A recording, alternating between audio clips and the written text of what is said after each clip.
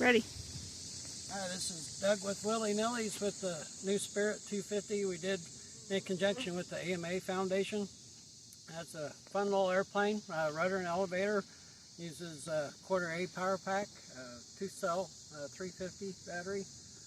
All balsa construction, real quick, simple, easy to build. Give you a little flight demonstration here.